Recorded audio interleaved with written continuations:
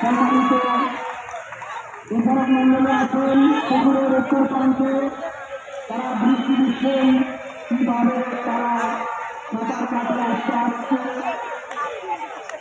ওটাই ফার্স্ট হবে ওই কানেরটা আমরা দেখতে পাচ্ছি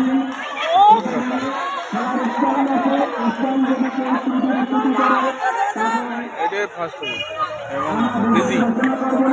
এটাই হবে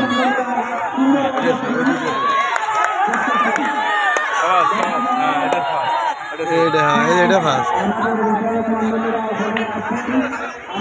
ওই এই দুইটা ফার্স্ট সেকেন্ড হয়েছে